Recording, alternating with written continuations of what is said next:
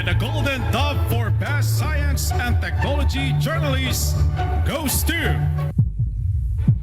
Angelo Palmones, DCRH. Ito na ang 28th KBP Golden Dove Awardee, Best Science and Technology Journalist, si Angelo Palmones sa Magandang Umaga, Pilipinas! DZRH, Magandang Umaga, Pilipinas! Sa DZRH Radio, DZRH TV at DZRH Online. Kasama si Kuya Angelo Palmones. Magandang Umaga, Pilipinas!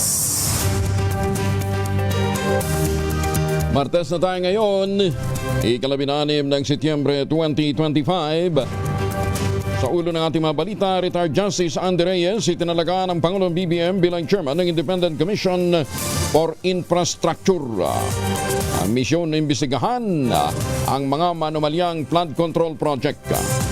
Pangulong BBM tiniyak na walang sasantuhin ang investigasyon kahit kamag-anak o kaalyado. Tatlong opisyal ng DPWH sinimak na dahil sa korupsyon sa mga flood control project. Senator Jinggoy Estrada handang ilabas at ipakalkal ang mga bank account. Bureau of Customs bumuo ng task force na tututok naman sa mga balikbayan boxes.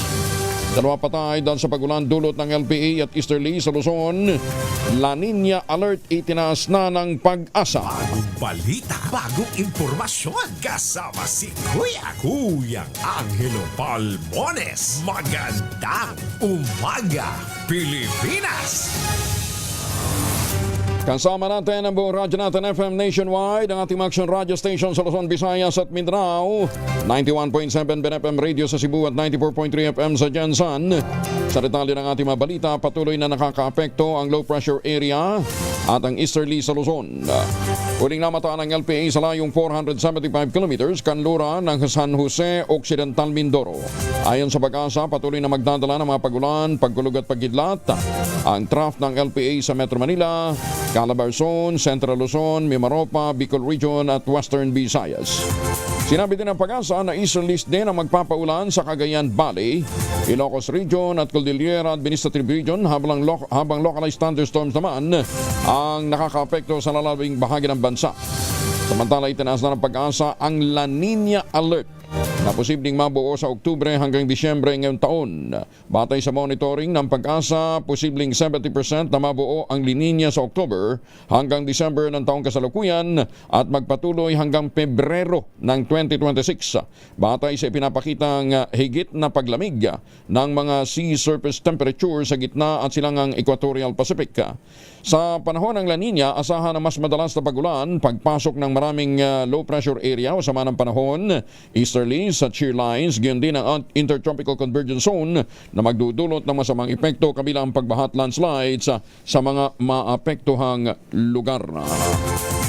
Kaya napakahalaga ho ng mga nakalatag sa ng flood control system para mabawasan ang banta ng ganyang klaseng pagtaas ng La Nina. Isang babae at ang kanyang 13 anyos na pamangkin ang nasawi matapos masabol ng natumbang puno sa gitna ng malakas na hangin at pagulan sa Daet, Camarines Sur. Nagbubukas lamang ng tindahan na magtiyahin ng mabuwalang puno at tumama sa kanila. Bukod sa mga biktima, ilang bahay din at tricycle ang nawasak dahil sa naturang pagtumba ng puno. Sa Laguna naman, nagkaroon ng pagguho ng lupa sa ginagawang bahay sa Pagsanhan bukod sa naranasang malawakang pagbaha sa mga bayan ng Pila, Paete at Pagsanhan na nagpabagal sa daloy ng trapiko. Ang mataas na tubig baha naman ay naranasan din sa Mauban, Quezon at Del Gallego sa Camarines Sur. Ang naranasan mga pagulan noong weekend hanggang kahapon sa maraming lugar ay epekto pa rin ng LPA at ng easterlies. Patay din ang dalawang magkapatid na senior citizen matapos matabunan ng gumuhong lupo sa sitio Aluhing Maliit, Barangay San Lorenzo, Mauban, Quezon noong linggo. Kinilala mga biktima na sina Leon Ismael, 62 years old, at si Divina Sangkap, 69. Nangyari naturang trahedya alas 8:40 ng gabi sa kasagsagan ng malakas at walang patid na pag-ulan sa lugar. Sinubukan pa ng residenteng isugod sa ospital ang dalawang biktima ngunit idineklarang dead on arrival. Samantala nakaligtas naman mula sa landslide ang dalawa pang residente, kinilalang sina Teddy Trinidad at ang misis nitong si Rosaline at nagpapagaling na ngayon sa ospital. Nawawala ang isang bagong silang na sanggol matapos dukutin ang isang babaeng nagpanggap na nurse sa isang pampublikong ospital sa bayan ng Lingayen sa Pangasinan. Kinilala ng Lingayen Municipal Police Station ang biktima na si Prince Harry Carpio na ipinanganak ng kanyang inang si Rosel Carpio noong September 10, araw ng Miyerkules. Sa investigasyon ng pulisya, nabatid na iniwan ng ama na si Romeo ang kanyang mag-ina sa Obigaini Ward ng Lingayen District Hospital para magbayad ng hospital bills para makauwi na sila ng kanilang tahanan. Pero isang nagpanggap na nurse na nakasuot ng uniformeng berde pumasok sa ward at sinabi sa ginang na kukunin muna nila sandali ang sanggol para daw sumailalim muna sa blood test. Makalipas ang ilang oras, hindi na ibinalik ang sanggol dahilan upang magtanong sila sa nursing station o nurse station. Ngunit sinabi ng mga hospital personnel na hindi nila kinuha ang sanggol at wala ring isinagawang blood test. Dito na nagulantang ang mag-asawa dahil hindi na nila nakita ang sanggol. Nagpasaklolo na sa pulisya ang mga magulang ng biktima habang nagsasagawa ng investigasyon at backtracking sa closed-circuit television o CCTV footage ng mga otoridad na nasa loob at labas ng ospital. Isang bangkay ng lalaki na may tama ng balang natagpuan sa gilid ng kalsada sa barangay Manipis ng Talisay, Cebu City o Talisay City sa Cebu. Sa ulat nakagapos ng tingip ang kamay ng biktima at nakabalot din ng telang mukha nito. Bukod sa mga basyo ng bala na na-recover sa lugar, meron ding iniwang mensahe na huwag tularan ang nasa may paanan ng biktima. Sa ngayon, tukoy na ang pagkakakilanlan ng bangkay ngunit hindi pa ito nilalabas sa publiko. Isa sa tinitingnan motibo ng krimen ay ang pagkakasanggot sa illegal drugs. 13 minuto na makalipas ang alas 4 ng umaga. Oy, sa mga motorista nakikinig ngayon, lalong-lalo na sa mga bumibiyahe, mga pampasaherong sasakyan, epektibo na ngayong araw ang panibagong taas presyo sa mga produktong petrolyo. Aray ko! Sa magkahiwalay na abiso ng mga kumpanya ng langis, 50 sentimo sa magiging dagdag singil sa kada litro ng diesel, 10 sentimo naman ang sa gasolina. Samantala, 10 sentimo din ang taas singil sa kada litro ng kerosene. Ang naturang price adjustment ay bunsod ng geopolitical tension na dulot ng pag-atake ng Israel sa Qatar at ang pagpasok ng drone ng Russia sa airspace ng Poland. Tila nabaon na lamang sa limot ang kaso ng mga big-time smuggler sa bansa. Sa pagdinig ng Senate Committee on Agriculture, tinawag ni Senator Kiko Pangilinan na ghost cases na lamang ang mga naturang kaso. Ayon kay Pangilinan, sa dinami-dami ng nasasabat na mga ipinupuslit na bigas, karne, sibuyas, bawang, isda at iba pang produktong agrikultural, wala pa rin na ipakukulong. Gayon tukoy naman ang mga sangkot. Kung may mga nakasuhan man na niya, wala namang kasunod ng aksyon hinggil dito. Ginit ni Pangilinan na napapahuno na para papanagutin, ipakulong ang mga taong nasa lukod ng bilyon-bilyong smuggled products sa Pilipinas. Kailan ba makukulong ang mga nasa likod nitong bilyong-bilyong halagang nasamsam na? Hawak na natin. May mga pangalan na. Parang sinabi ni, no offense meant to any of our public officials who are doing their darnest best. No offense meant sa ating mga bagong talaga na mga opisyal ng posto. Sabi ni Presidente, sa kaso ng Ghost Project sa flood control, mahiya naman kayo. Bilyong halaga na ang nakumpiska natin na smuggled. Walang mga lisensya. Wala pa tayong nakukulong. Mahiya naman tayong lahat. Bagong balita, bagong impormasyon. Kasama si Kuyang Angelo Palmones. Magandang umaga, Pilipinas! Oy mga misis, sa may araw ba si Mr. Pag-uwi galing ng trabaho, abay dahil yan sa germs sa katawan nila para labanan ang amoy araw at pawis. Gumamit ng Shield Bath Soap regularly. Unbeatable ang Shield sa paglaban sa germs versus another brand by Shea Butter, pampalambot ng kuti sa presyong abot kaya 12.50 SRP. Kaya naman recommended ito ng Philippine Nurses Association. Kaya mga misis ay challenge yung subukan ng Shield Bath Soap. Galit sa sakit, may malasakit. sulit na sulit. Bubuo ng isang task force ang Bureau of Customs na tututok naman sa mga magiging problema sa mga balikbayan boxes ng mga overseas Filipino worker o OFW. Sa gitna ito ng delay at hindi malinaw na regulasyon sa mga padala na nagre-resulta ng pagdismaya at problema sa pera ng ilang mga Pilipino sa abroad. Sa isang memorandum, inatasan ni Customs Commissioner Ariel Nepomuceno si Deputy Commissioner Agaton Teodoro Uvero upang lumikha ng task force at magkaroon ng BOC Assessment and Operations Coordinating Group na magbabantay sa iba pang mga problema ng mga OFW. Layo ng inisyatiba na ipakita ang kahandaan ng ahensya na maprotektahan ang interes sa mga kababayan natin abroad at tiyaking nabibigyan ng patas at sapat na pangangalaga ang kanilang mga ipinapadalang balikbayan boxes para sa kanilang mga mahal sa buhay. Nakasabat din ang Bureau of Customs sa mahigit sa 40 million pesos na laga ng vape products at iba pang mga items sa 3 container mula sa Manila International Container Port o MICP. Ayon kay Customs Commissioner Ariel Nepomuceno, galing China ang mga kargamento diniklarang naglalaman ng kitchenware. Ngunit ang inspeksyonin, tumambad ang 81,000 na piraso ng vape products at mga sako na may lamang paraffin wax at iba pang misdeclared items. Nauna nang nagpalabas ng hold orders sa nasabing mga kargamento matapos makatanggap ng derogatory information ang Customs Intelligence and Investigation Services o CIIS MICP. Dahil dito naharap sa kasong paglabag sa Customs Modernization and Tariff Act, Vaporized Nicotine and Non-Nicotine Product Regulation Act at iba pang trade regulations ang may-ari ng naturang kontrabando. Nananawagan din sa Commissioner na Nepomuceno sa publiko na huwag tatangkilikin ang mga iligal na mga vape products. Magandang umaga, Pilipinas! Umabot na sa 2.1 milyon ng mga pasahero na serbisyo naman ng Cebu Pacific nitong Agosto, mas mataas ng 0.4% kumpara sa parehong panahon noong nakarang taon. Sa datos ng airline, sumipa sa 83.7% ang kanilang seat load factor mula 81.3% noong 2024. Ganban, bumaba naman ng 3.2% ang kanilang seat capacity, pati na ang bilang ng mga domestic passenger sa 4.4 kumpara sa 10.7% noong Agosto ng 2024. Tumaas naman ang international passenger traffic sa 13.3% year-over-year kasabay ng 21.4 higher seats na nagpababa naman sa seat load factor ng 74.2%.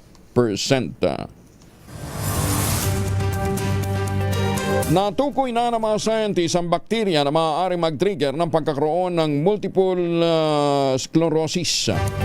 Isang sakit sa pagitan ng utak at gulugod na nagdudulot ng paghina at pamamanhid, dahilan para mahirapang maglakad at maparalisa ang isang individual.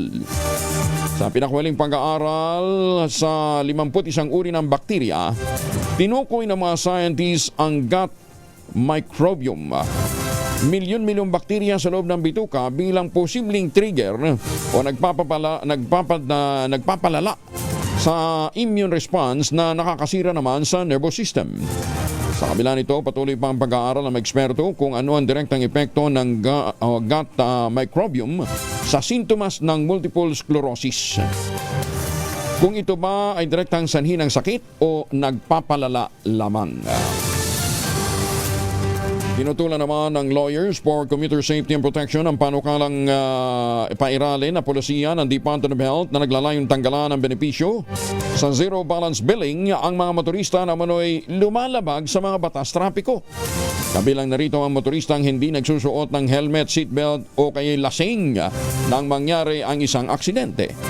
Ayon sa LCSP, bagamat nilinaw ng Department of Health na hindi titigil ang pagbibigay ng agarang medikal na serbisyo sa mga naturang motorista, posible ring masingil ang mga ito oras na lumabas ng ospital.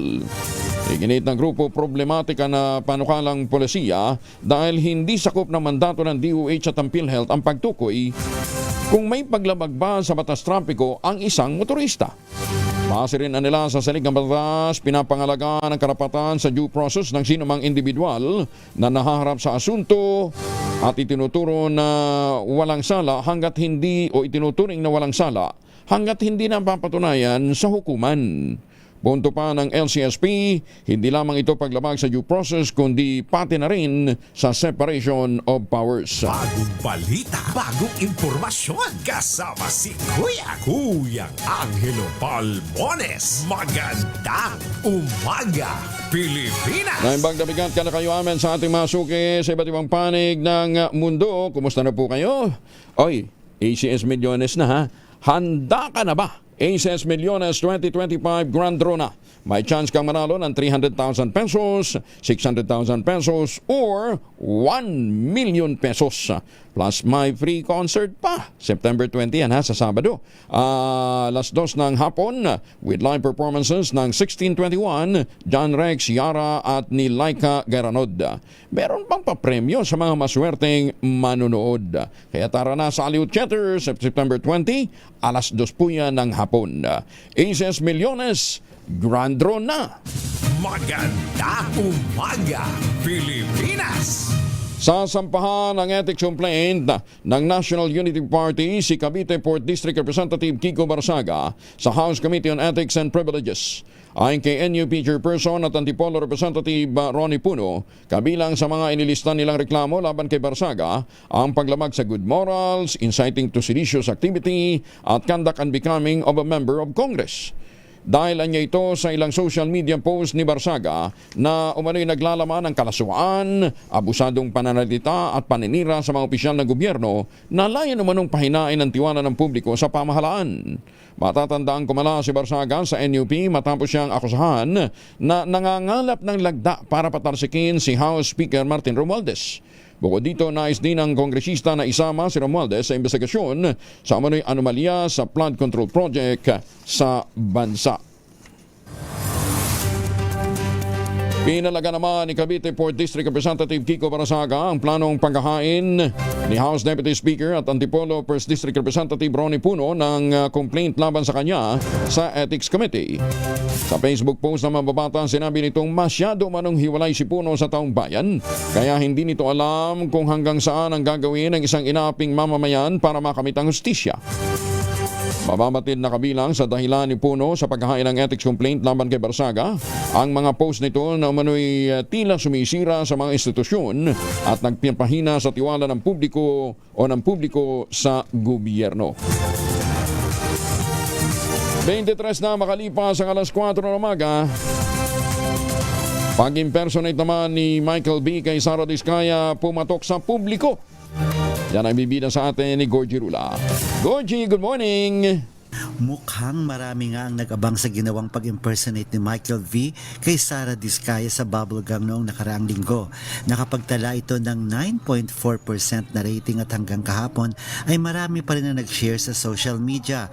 3 sketches ang ginawa ni Michael V. bilang si Shala Dismaya na kung saan ay nireenact nila ang eksena sa investigasyon sa Senado na kung saan ay meron din silang karakter na si Senator Espada na ginampanan ni Matt Lozano at si Senator Marco Lecta na ginampanan naman ni Betong Sumaya. Masaya naman ang ginawa nilang sketches pero merong ibang nabitin dahil kulang daw sa banat sa mga nangyayari ngayon, lalo na kay Sara Diskaya. Ang sabi naman ni Bitoy ay nagpapatawa lang sila, manggulat, pero wala silang intensyong mang-offend ng ibang tao. Heto pang pahayag ni Michael V. Oo nga. Pero knowing the show naman for yung 30 years na namin na track record namin, never naman talaga kaming nang offend, never kaming nang yurak ng pagkatao ng mga tao. Ako especially talagang lalagyan ko ng limitations kung ano lang yung pwede at hindi pwede. Yan ang pahayag ni Michael V. Mukhang may kasunod pa ito dahil maganda ang feedback kaya abangan natin sa sunod pang linggo kung lalabas uli si Sara Dismaya. Gorgie Rula po nag-uulat mula sa showbiz ng DZRH, una sa Pilipinas, una sa Pilipino. Maraming salamat, Gorgie! Balita, bagong impormasyon. Kasama si Kuyang Angelo Palmones. Magandang umaga, Pilipinas! 25 na makalipas ang alas 4 ng umaga, ibinida naman ng Philippine Amusement and Gaming Corporation of PAGCOR ang pinapairal nitong Gaming Education Framework para malabanan ang illegal gambling. Ayon kay Dr. Angelito Domingo, PAGCOR Vice President for Human Resources and Development Group, ang mga pagbabago sa teknolohiya ay nagdudulot ng panganib sa industriya kung saan mas nakikinabang ang mga illegal operator habang lehitimong negosyo naman ang siyang nahihirapan. Ginita Domingo, ang naturang framework ay nakatuon sa player education, operator training at public outreach para naman malabanan ang bantang dala ng iligal na sugal. Lain din ito na lalo pang paigtingin ang kolaborasyon ng mga gaming at financial regulator, license operators, law enforcement, mga non-government organization at maging ang mga manlalaro. Paliwanag pa na Domingo, ang pagkahumaling ng mga Pilipino sa online gaming ay bunsod ng malawak na akses sa teknolohiya gaya ng mobile devices. Obligado na mag-commute papuntang opisina ang mga opisyal ng Department of Transportation simula ngayong linggo. Alinsunod ito sa mandato ni Transportation Acting Secretary Giovanni Lopez na gumamit ng pampublikong transportasyon ang mga empleyado at mga opisyal ng DOTR kahit isang beses kada linggo para mas makita at madama nila ang pangangailangan ng mga commuter. Kasunod dito ng utos ng Pangulo na gawa ng agarang solusyon ang problema ng mga commuter at mabigyan sila ng mas mabilis at maginhawang biyahe.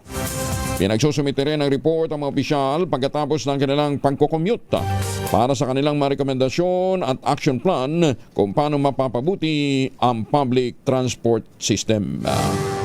Magandang hakbang yan, ano ha? Oo. Sige, Sara, ikwento din nila. Halimbawa, nakikita nila mga nabiktima ng mga mandurukot, ano ha?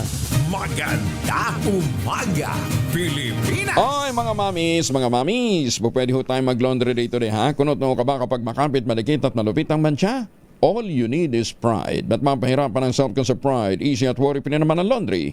Sa triple stain away formula, tanggalang matitindi mancha based on test chocolate, mud and Sebanon cotton. Gawa po ito ng ACS. Magandang umaga, Pilipinas! At handa ka na ba? ACS Millones 2025 Grand Draw na. May chance kang manalo ng 300,000 pesos o 600,000 pesos o kaya 1 million pesos. Plus may free concert pa. September 20 yan, alas 2 ng hapon sa darating na Sabado. With live performances ng 1621, John Rex, Yara at ni Laika Gayranod. Meron pang papremyo sa mga swerteng manonood ha. Kaya tara na sa Aliut Theater September 20, alas 2 ng hapon. ACS Millones Grand Draw na. 28 makalipas ang alas 4, trahedya sa Asik-Asik Falls sa Davao City. Hindi. Ang Asik-Asik Falls ay wala sa Davao City. Ito po ay nasa may bandang Alamada, North Cotabato. Paghahanap sa mga nawawala, nagpapatuloy. Detalye ng balita mula kay Jun Soter mula sa Action Radio Davao. Jun, may buntag. Mayong buntag usab ko yang Angel. Patuloy ang isinagawang search and rescue operation na mga responder mula sa Central 911 at Barangay Disaster Risk Reduction and Management Committee o BDRRMC para hanapin ang tatlong individual na hanggang ngayon ay nawawala matapos anurin ng bigla ang pagbaha sa Asik-Asik Falls, Barangay Carmen ng Baguio District, Davao City. Kinilala ng kanilang mga kaanak ang mga nawawala na sina Akisha, 13 anyos, Makmak, 32 anyos at Jeffrey, 30 anyos, pawang mga residente ng St. Jude Orchid Street, Buhangin, Davao City. Samantala, batay sa ulat ng City Disaster Risk Reduction and Management Office, 4 na bangkay ang naunang natagpuan kasunod ng insidente. Kabilang na si Noel Sr., 47 anyos, na-discover sa Talamo River sa Purok 2, Barangay Riverside, Kalinan. Isang 12 anyos na batang babae na natagpuan sa Purok 5, Barangay Malagos. Si Noel Jr., 11 anyos at isang 29 anyos na babae na na-recover sa Tapay Street, Plan 2A, Barangay Mintal. Sa nagpatuloy na retrieval operation, 2 karagdagang bangkay ang natagpuan noong Lunes, September 15 ayon sa report ng Police Station 11 Baguio District. Bandang alas 7:26 ng umaga, natagpuan ang labi ng isang 12 anyos na babae na nakilalang si Daniela, residente sa St. Jude, Buhangin. Dakong alas 6:30 ng umaga rin ng parihong araw, isang barangay kagawad sa Malagos ang nakatuklas ng bangkay ng isang 13 anyos na babae, residente ng Purok 3 sa Barangay Tamayong, Kalinan District. Nakipag-unayan na ang mga otoridad sa Central 911 Urban Search and Rescue o USER upang maisagawa ang retrieval ng mga bangkay. Patuloy namang nanawagan ang mga otoridad sa publiko na magipagtulungan sa operasyon upang agad na matagpuan ang nawawala at matiyak ang kaligtasan ng komunidad. Ito si June Suter para sa DZRH. Una sa Pilipinas, una sa Pilipino. Dagan salamat, John Suter. Aba, ibang asik-asik pala yun. Ala ko yung asik-asik polls na dinadayo din sa Alamada. Yun po ay sa isang barangay dyan po sa Davao. Ay, sus, may kaya ingat po tayo, ha? O sa mga may lakad, huwag kalimutan magbaon ng proteksyon laban sa mikrobyo. May dalawang formulation ng family alcohol na pwede nating pagpilian. Yung family 70% isopropyl alcohol, especially prepared for clinics, hospital, pharmacies, laboratories, pero okay na okay din po yan sa mga households, sa ating mga emergency kits. Very effective sa disinfection at sterilization. Ganyan ang bagsik ng family, 70% isopropyl alcohol, maghapon man natin gamitin, no problem. Hindi po manuno yung ating mga kamay dahil meron po itong moisturizer. Yun namang mabagong family rubbing compound improved cologne, ayun po yung mabagong isopropyl alcohol na ginagamit po ng mga masahista, mga barbero, mga doktor, mga nurse, mga kabadrona for sponge, bathing, and other cleansing purposes. Family rubbing alcohol para hindi sa rate subok na sa mahabang panahon, mabibili sa namang butik at convenience stores nationwide. Family rubbing alcohol, hindi lang pampamilya, pang sports pa. 31 makalipas ang alas 4, inilarawan ni Customs Commissioner Ariel Nepomuceno ang iligal na paggamit at pagbebenta ng import license para naman sa smuggled agricultural products bilang classic example ng consignee for hire. Laya. Kung merong license for hire, meron na rin consignee for hire. Kaso na dito ng pag-amin ng Burgess Consumer Goods Trading sa pagdinig ng Senado na pinaparentahan ito sa iba ang kanilang trader's license para kumita, lalo na wala naman silang regular na shipment o kargamento. Paliwanag ni Commissioner Nepomuceno, gaya ng nasabing modus ng consignees for hire, kung saan ginagamit ng mga malalaking trader bilang kasangkapan ng mga small trader, ito ay nakapagpapasok ng mga agricultural goods sa bansa sa iligal na paraan. Para naman kay Senator Francis Pangilinan, malinaw na ang mga naturang importer ay dami lamang at paraan ang mga tunay na operator para makaiwas sa pananagutan. Umapila naman si Agriculture Secretary Francisco Chu Laurel sa Kamara de Representantes sa aprobahan ng buo ang panukalang budget ng Department of Agriculture na 176.7 billion pesos para sa 2026. Kasabay ng panawagan para sa mahalagang panawagan na mahalagang puhunan ito para sa kinabukasan ng bansa at matagal nang hinihintay ang suporta para naman sa mga food producer. Sa kanyang pagsasalita sa House Committee on Appropriations, binigyan din ni Chu Laurel ang matagal ng kapabayaan sa sektor ng agrikultura sa kabila ng papel nito bilang pangunahing pundasyon ng ekonomiya ng Pilipinas. Sinabi ng kalihim na nasa 10 milyong manggagawa sa sektor ng agrikultura at pangisda at ang bawat isa o isa sa bawat 5 manggagawa ay patuloy na nabubuhay sa kahirapan, bunsod ng limitadong akses sa teknolohiya, merkado at financing. Sinabi ni Laurel na ang panukalang budget ay sumasalamin sa intensyon ng gobyerno na gawing moderno ang agrikultura ng Pilipinas at iangat ang mga nasa kanayunan. Sinabi din ng kalihim na panahon na para iangkop ang kontribusyon ng sektor sa bansa sa pamamagitan ng makabuluhang pamumuhunan. Ang panukalang budget ay nakatutok sa 5 pangunahing haligi: pagpapalakas ng ani sa pamamagitan ng irigasyon, dekalidad ng mga binhi, fertilizer at science-based na mga kasanayan, pagmodernisa o modernization ng operasyon sa pamamagitan ng makinarya, post-harvest facilities at mga kagamitang digital, pagpapalakas ng value chain sa pamamagitan ng logistic, cold storage at farm-to-market routes. Ang pang-apat, pagpapalawak ng market access sa mga programa tulad ng Kadiwa ng Pangulo at Rice for All. At ang pang-5, protektahan ang kabuhayan sa pamamagitan ng crop insurance, paghanda sa kalamidad at madaling pag-utang kapag nadisgrasya ng mga dumadaang kalamidad. 34 na makalipas ang alas 4 ng umaga. Bagong balita, bagong impormasyon. Kasama si Kuyang Angelo Palmones. Magandang umaga. Pilipinas. Evan lang sa Las Vegas, Nevada. Magandang umaga po sa inyo at sa mga mga suki natin sa iba't ibang panig ko ng mundo. Magandang umaga po. Ohayo gozaimasu sa mga suki natin dyan po sa Japan. Ha? Ingat ho kayo. Tsaka, doon sa mga nagtatanong, nakikiramay ho tayo sa pagpanaw ng ating kaibigang si Andy Verde. Opo. Nasa kabanatuan ho ang kanyang labi ngayon. Ano ha? Oo. Ay, sus, may nakakalungkot ang buhay. Ano? Tapos si din, tama natin dati, si Ding Ruedas. Sumunod din. Ay, nako. Kaya, ingat ho tayo. Ano ha? Lalong-lalo na dun ho sa mga nagkakaedad na. Ingat ho tayo. Lalong-lalo na ho sa ating mga kinakain. Ha? Ay, magandang umaga nga pala. Ito, mabuti pa itong Midnight Singers natin dyan sa San Diego, California. Idinadaan sa pagkanta ang kanilang mga problema. Tita Linda, Tita Lloyd, Tita Cora, si Boss Manny, si Sir John, at si Sir Art. Ingat ho kayo dyan sa San Diego, California. Maganda umaga, Pilipinas. Doon sa mga Pilipinong pauwi, galing ho ng Middle East, sa mga PC payers natin, kung magpapasalubong ho tayo ng tsokolate, wag na hong imported. Meron ho tayong tangerine chocolate. Ang tangerine chocolate po ay produkto ng mga magnaniyog, ng mga magsasaka dyan po sa lalawigan ng Quezon. Sa tulong po ni Dr. Helen Tan, yung po mga planting material ng kakao galing Davao, itinanim yan sa ilalim po ng mga nyugan at ngayon ay nagpuproduce na ho sila ng dekalidad na kakao beans, pinaprocess para maging tangerine chocolate. Available yan sa 0919-095-5935 o dinigay, i-check po ninyo yung 10 variants ng tangerine chocolate na available po ngayon sa market. Ang mga raw material niyan ay galing din po sa ani ng mga magsasaka. Check po ninyo sa tangerinechocolate.ph. Sabi nga ni Dr. Helen Tan, sino magmamalasakit sa Pilipino, kundi ang kapwa Pilipino. Kaya sa bawat tangkilik natin ng tangerine chocolate, pinalalakas natin ang loob ng ating mga magsasaka, pinalalakas natin ang ating lokal na ekonomiya.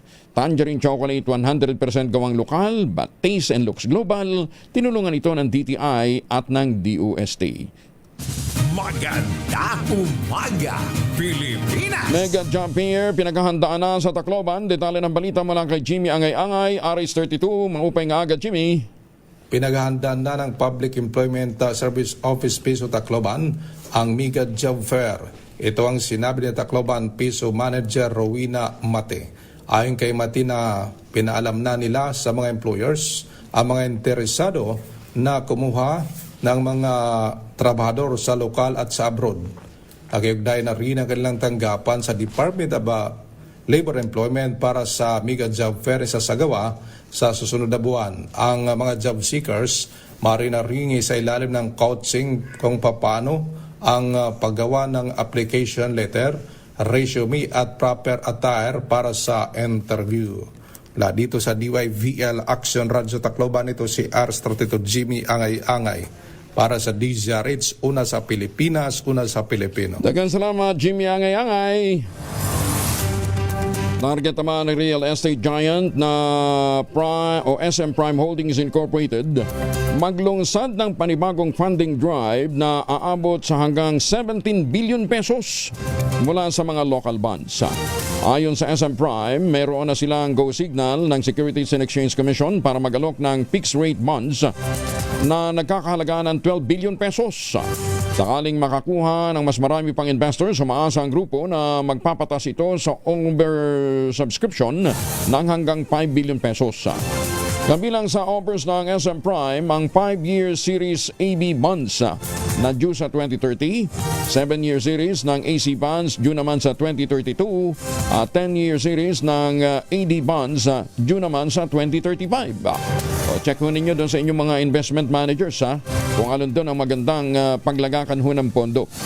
Bunsod na matibay na presensya ng SM Prime sa local market kasabay ng patuloy na development ng mga mall, mga residence, office at hotel at yan din ang convention center nito. Nananatiling strong player ang SM Prime sa Philippine property sector. NPA nasawi, 2 naman ang naaresto sa panibagong sagupaan kontra militar sa Samar. Detalye ng balita mula kay Jane Galit Bantayan, RH34. Jane, good morning. Nasawi ang isang miyembro ng New People's Army at 2 miyembro ang naaresto ng militar sa sagupaan ng tropa ng gobyerno laban sa nasabing mga NPA members sa Parana Samar na naganap noong araw ng Sabado. Ito ang ikatlong engkwentro matapos ang sunod-sunod na paglulunsad ng operasyon ng militar sa Samar laban sa mga remnants ng Special Operations Group o SOG, Yakal Platoon, Sub-Regional Committee Browser, Eastern Visayas Regional Party Committee. Ayon sa report ng 80th Philippine Army, nakasagupa ng militar ng 46 Infantry Pacemaker Battalion o armadong grupo at ilan sa mga miyembro ay nagkahiwa-walay sa iba't ibang direksyon. Naidala rin ang pagkasugat ng ilang mga kasundaluhan.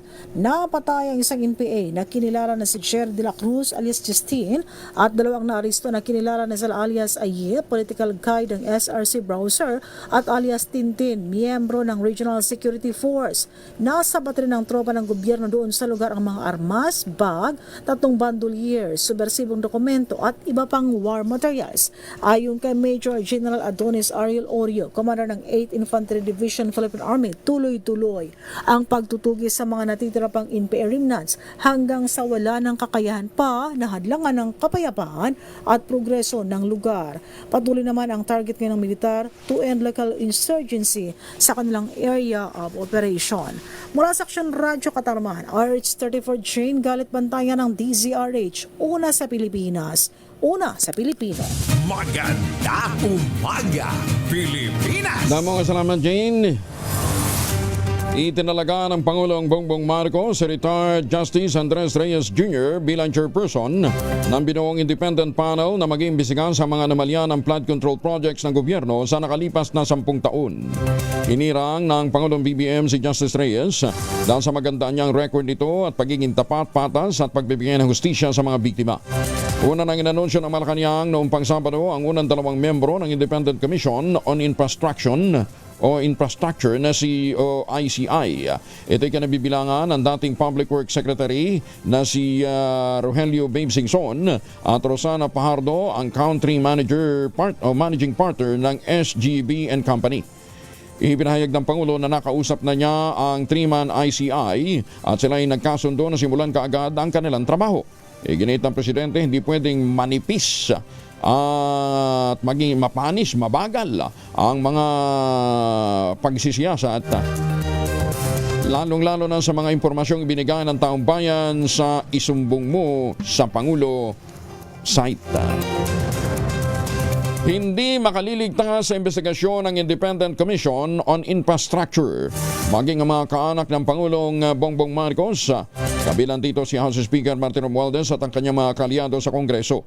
Itong tiniyak ng Pangulong BBM kasunod ng alegasyon ay nabota sa Representative Novi Chanco na si Romualdez umano at dating House Appropriations Chair Saldi Co ang nasa likod ng bilyong pisong halaga ng insertion na nagpondo sa mga infrastructure program na pawang substandard at mga ghost project. Ayon sa Pangulo, wala namang palalampasin ang binuong Independent Commission sa kanilang investigasyon at hindi siya makikialam sa magiging trabaho ng panel. Ginit nito kailangang magpatupad ng pagbabago sa ating bansa at walang hindi mangyayari kung ito ay walang mangyayari kung ito ay kikilingan din ng ICI. Binubuo ni na dating Justice Andres Reyes, dating Public Works Secretary Babe Singson at SGB Country Managing Partner na si Rosana Pajardo ang independent panel na mag-iimbestiga sa flood control anomalies ng pamahalaan. Hindi maaaring questionin ang galit ng taong bayan sa nalbulgar na katiwalian sa mga flood control project. Ayon sa Pangulong Bongbong Marcos, suportado niya ang nakatagdang malawakang kilos protesta kontra korupsyon sa Linggo, September 21 sa Luneta. Iginit ng Pangulo, hindi lamang siya isang Pangulo. At dahil dyan, datalo siya sa mga ginagawang protesta. Wala niyang masama sa pagpapahayag ng galit, pagkadismaya at pananagutan sa mga tiwaling opisyal basta't mapayapa ang gagawing demonstrasyon. If I wasn't president, I might be out in the streets with them. So, of course, they are enraged. Of course, they are angry. I'm angry. We should all be angry because what's happening is not right. So, yes, express it. You come, you make your feelings known to these people and make them answerable for the wrongdoings that they have done. Palaman ninyo ang sentimento, palaman ninyo kung paano nila kayo sinaktan, kung paano kayo ninakawan nitong mga ito. Palaman ninyo sa kanila, sigawan ninyo, lahat, gawin ninyo, mag-demonstrate. Just keep it peaceful. Kasi pagka hindi na peaceful, mahirap na yan. The police will have to do its duty to maintain peace and order.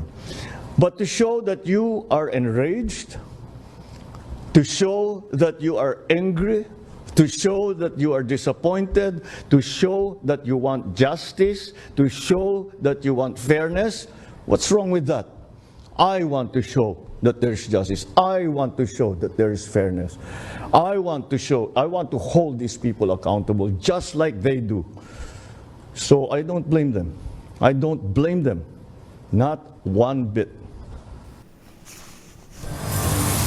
Suportado ni House Speaker Martin Romualdez ang sinabi ng Pangulong Bongbong Marcos na walang sasantuhin sa mga papanagutin sa gagawing investigasyon ng Independent Commission for Infrastructure.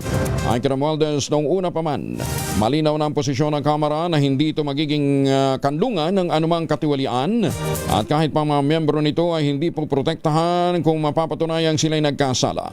Matatandaan sa press conference ng Pangulong BBM, sinabi nito na maging si Romualdez at ang mga kalyado nito sa Kamara ay iimbestigahan sa issue ng flood control project kung makikitang sangkot sila sa anomalya. Binigyan din pa ng Romualdez ang investigasyon ay dapat nakabatay lamang sa totohanan at ebidensya at hindi sa mga sabi-sabi, name dropping o walang basihang paratang. Sinabi ni Romualdez na handa rin ang Kamara na makipagtulungan sa ICI kabilang ang safeguards sa procurement at project monitoring para maiwasan ang pinagmumulan ng mga katiwalian. Sinabi ni Romualdez na walang itinatago, walang poprotektahan at higit sa lahat hindi lilihis sa interes ng taong bayan ang kapulungan. Senator Jingo Estrada handa namang pumirma ng waiver para sa kanyang mga bank account. Detalye na balita mula kay Raymond Edpa sa RS28. Raymond, good morning. Nagpahayag ng kahandaan si Senador Jingo Estrada na lumagda ng waiver sa kanyang mga bank accounts. Ito ay upang pasinungalingan ng akusasyon ni Engineer Bryce Hernandez na siya ay tumanggap umano ng 30% na komisyon sa mga flood control project sa Bulacan First Engineering Office. Ayon kay Estrada, nakahanda itong buksan ng kanyang mga bank records dahil hindi umano ito gagawin ang akusasyon na manghingi ng komisyon. Aminado ito na siya ay naakusahan na dati kaya iniingatan na ang kanyang pangalan. Nagtataka ito na lahat ay nakatuon sa kanilang dalawa ni Senador Joel Villanueva samantalang napakaraming ibang mambabatas ang pinangalanan. Tinawag niyang habitual liar si Hernandez na hindi dapat pinaniniwalaan. Narito si Senador Jinggoy Estrada. Ako, I'm open to an investigation. In fact, Mr. President, ngayon pa lang, kahit hindi pa nagko-comment sa Blue Ribbon Committee ni Senator Lacson, ngayon pa lang, I'm willing to sign any waiver to open my bank accounts. That I'll put that on record. I don't know with Senator Joel. Maybe will also conform with my idea. Nagpahayag din ng kahandaan si Senador Joel Villanueva na lumagda ng bank waiver dahil noon pa man ay sinusulong nito na dapat lahat ng mga opisyal at kawani ng gobyerno ay lumagda ng waiver. Narito naman si Senador Joel Villanueva. Ever since, we have been consistent ever since. In fact, we have a bill for government officials na dapat naka-waive yun. I was just elected as Committee on Banks Chair. We'll pass it. Sir, for the record, you're open? Definitely, ever since. I'm open. Ever since. Okay, sir. Ito si RH28 Raymond Adpas para sa DCRH, una sa Pilipinas, una sa Pilipino. Maraming salamat, Raymond. Iniimbestigahan na ng lokal na pamahalaan ng Lungsod Quezon ang umano'y Ghost Flood Control Project din ng Department of Public Works and Highways sa lungsod. Sa inisyal na investigasyon, lumobo sa 331 ang mga flood control projects ng Quezon City mula sa naunang report ng lokal na pamahalaan na 254. Ayon kay Quezon City Mayor Joy Belmonte, 17 bilyon, 17 bilyong piso ang kabuang halaga ng naturang 331 flood control projects at dalawa lamang sa mga ito ang aprobado ng lungsod. Natuklasan din naman ng special team ng Quezon City na maraming proyekto ang hindi matagpuan sa aktual na lugar, hindi pa tapos o kaya duplicated.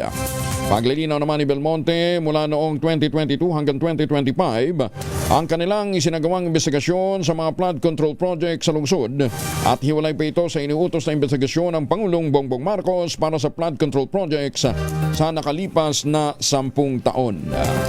Mayor Joy, kilala mo naman kung sino yung mga proponent niyan. Isang natalong congressman. At yung isa mukhang nakaupo pa. Tibay ng mukha. Ay, susmeo. Sila ho, mga pangunahing proponent niyan na kumukolekta ng napakalalaking mga komisyon. Pangulong BBM pinatatapos sa mga kontratista ang mga palpak na proyekto sa ilalim ng warranty. Detalye na balita mula kay Let Narciso, RH14. Let, good morning. Sisingilin ng pamahalaan ang mga kontratistang nasa likod ng ghost at substandard na mga proyekto. Giit ni Pangulong Ferdinand Marcos Jr., kailangang tapusin ng mga ito ang mga palpak na flood control projects gamit ang pondo mula sa sariling bulsa ng contractors. Katwiran ng Pangulo, mayroong warranty sa ilalim ng government contracts kung saan nakasaad na kailangang kumpletuhin ang mga proyekto ng naaayon sa pamantayan. Sinabi ito ni Pangulong Marcos sa harap ng pasisimulang investigasyon ng Independent Commission for Infrastructure. Ayon sa Pangulo, kahit pa makasuhan ang mga kontratista dahil sa irregularidad, ay dapat pa rin nilang buuin ang mga proyekto. Maging ang mga proyekto anya na idineklarang completed at nadiskubreng hindi tama ang pagkakagawa, ay pababalikan sa mga ito para ayusin ng walang gastos ang gobyerno. Ito si Let Narciso para sa DZRH, una sa Pilipinas, una sa Pilipino. Maraming salamat, Let. Ako pati mga artista ha, nanggagalaiti. Dito po sa problema sa flood control, si Judy Ann Santos umaasang mapapanagot ang mga nasa likod ng flood control scandal. Detalye ng balita mula kay Morley Alinio. Morley, good morning. Gising na ang showbiz, rampa na Pilipinas. Good morning, Kuya Angel. Nagkaroon ako chance na makausap si Judy Ann Santos at ayon kay Judy Ann Santos ay sobrang nalulungkot, nangihinayang at mixed emotion siya sa mga nangyayari ngayon sa ating lipunan kaugnay ng graft and corruption o pagnanakaw sa kaban ng Pilipinas. Well, sa totoo lang bilang taxpayers ay sabi nitong si Judy Ann Santos na inaasahan niya na sana raw ay malagay sa mabuting paglalagyan ang ibinabayad ng mga milyon-milyong mga Pilipino sa kanilang mga tax, and yet napupunta lang pala daw sa iilang bulsa at ito ay pinakikinabangan ng mga taong walang konsensya. Isa lang ang sinabi nitong si Judy Ann Santos, sana raw ay matuto na tayo. Sana raw ay ipaglaban natin kung ano man ang ating karapatan sa kung ano ang nangyayari at kinahihinatnan ng pera natin na ibinabayad natin sa buwis. Ayon kay Judy Ann, sana raw ay matapos na ito at maparusahan ang dapat parusahan sa sinumang nagkasala o nagnakaw at mapapatunayang nagnakaw nga ng pera sa bayan. Yan ang ating DZRH Showbiz News. Ako po ang inyong RH47, Morley Alinio para sa DZRH, una sa Pilipinas, una sa Pilipino. Babu! Maraming salamat, Gorgie. Morley! Naimbag na bigat ka na kayo amen sa mga suki natin dyan sa norte. Diyos maraming aga sa ating makababayan dyan po sa Kabikulan. O teka nga pala, Cindy Triumphante, yung winner ng pakalo natin kahapon, dahil nga po sa International Teachers Month tayo ngayon, Cindy Triumphante, kahapon ka pa hinahunting ni Malu Cabral para maipadala sa iyo yung premium mong 1,000 pesos. Maganda umaga, Pilipinas. Tricycle driver arestado matapos maaktuhang may granada sa gitna ng away nila ng kanyang kinakasama sa Tondo, Maynila. Detalye na balita mula kay Boy Gonzales, RH29. Boy, good morning. Good morning, Kuya Angel. Arestado ang isang tricycle driver matapos maaktuang may hawak na granada sa gitna ng pagtalo nila ng kanyang dating kinakasama sa Tondo, Maynila. Kinilala naman nila pulis sa district ang suspect na si John Leonard Molera, alias CJ, 26 anyos, residente ng Prudencia Street sa barangay Paypay, Tondo. Naaresto siya ng mga tauhan na sa Bago Police Station o PS1 sa pangunguna ni Police Staff Sergeant Russell Ortega at katatlong iba pa. Batay sa ulat, nagsasagawa ng pagpapatrolya Kinakagawad Amorlina Escala ng Barangay 123 at mga tanod nang makita ang mainit na pagtalo ng suspect at ng dating kinakasama ito habang sakay ng tricycle. Namataan nilang may hawak na granada ang suspect kaya agad silang humingi ng tulong sa mga pulis. Na-recover mula sa suspect ang isang MK2 fragmentation hand grenade o kinakalawang na lumang granada na may nakabalot na masking tape na may markang JMM. Naharap ang suspect dahil sa paglabag sa Article 155 alarm na scandal ng Revised Penal Code ng Republic Act 9516 o illegal possession of explosive. Ito si Boy Gonzales para sa Visares, una sa Pilipinas, una sa Pilipinas. Maraming salamat, Boy. Patuloy namang isusulong ni Senator Bongo ang advokasya para sa mas matatag na healthcare system bilang Vice Chairman ng Senate Committee on Health. Kambilang dito ang pagkakaroon ng halfway houses o pasilidad sa mga ospital kung saan komportableng makakapagpahinga mabantay ang mga watchers ng pasyente. Binuksan kamakailan ang kauna-unang halfway house sa Metro Manila. Matatagpuan ito sa Quirino Memorial Medical Center sa Quezon City. Pinasalamatan ni Senator Bongo ang Department of Health para sa naturang proyekto. Ayon kay Senator Go, ang idea ng isang rest facility para sa mga patient watcher ay nagmula sa Davao City sa ilalim ng nooy mayor na si Digong Duterte. Sa ngayon, 4 na palapag na raw ang pasilidad na nakalaan para sa mga kamag-anak at mga bantay ng mga pasyente. Kaya hindi na sila kailangang umupo sa isang sulok o mahiga sa sahig dahil may maayos na lugar para sa kanila habang nagpapahinga. Sana dumami yung mga ganong mga proyekto. Sana yung mga specialty center, tertiary hospital, population center, health center, kaysa masayang sa flood control. Ginagawa ko nilang gatasan yung mga proyekto ng gobyerno. Samantala, truck na sumabit sa kable ng kuryente at komunikasyon nagdulot naman ng pinsala sa poste at supply ng kuryente sa Bukay, Bataan. Detalye ng balita mula kay Danny Kumilang, RH37. Danny, good morning.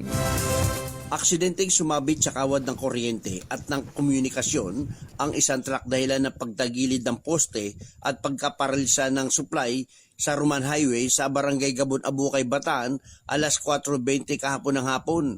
Batay sa investigasyon, ang Sinotruck Homo Dump Truck na minamaneho ni Leonard Brian Abadilla, 36 taong gulang, binata at residente ng San Antonio, Zambales, habang papalabas umano ito ng highway ang naturang truck, bigong ibaba ng driver ang bomb box nito. Dahil dito nasabit nito ang kable ng kuryente at fiber wire ng PLDT dahilan upang maputol ang mga linya at bumagsak ang isang poste ng kuryente. Kabilang sa mga nagsampa ng reklamo sa driver ng truck ang kinatawan ng PLDT at ang kinatawan ng Pinelco. Sa naturang aksidente, nagkaroon ng matinding pinsala sa mga kable at poste sa lugar na may hindi pa natukoy na halaga. Dinala naman sa Abukay Municipal Police Station ang driver para sa kaukulang disposisyon. Danny Kumilang, RH37, DZRH, una sa Pilipinas, una sa Pilipino. Maraming salamat, Danny. Maya pa kay kayungan sa ating mga kababayan dyan po naman sa Pampanga. 58 makalipas ang alas 4, oras na para tayo po naman ay mag-ultabayo. Ano po ang ultabayo? Ang ultabayo po ay postbiotic with Lactococcus lactostérine plasma. Dumaan po ito sa mahabang clinical trial sa Japan. Hindi testimonial, hindi kwentong kutsero, kundi human clinical trial. Ang bawat kapsula ng ultabayo nagtataglay ng 50 billion cells ng Lactococcus lactostérine plasma. Kaya napaka-potent po na pagpasok sa ating katawan. Ina-activate po nito yung PDC, yung plasmacytoid dendritic cell. Yan po yung tinatawag na madalubasan ng commander ng ating immune system, responsable sa pagtataboy ng mga toksin sa ating katawan habang tayo po ay natutulog. Na-achieve natin ang magandang tulog. Siyempre, pag magandang tulog, nalalabanan natin ang puyat, pagod at stress. Kung may mga concerns pa po tayo, po pwede kayong tumawag sa 0931-033-2871.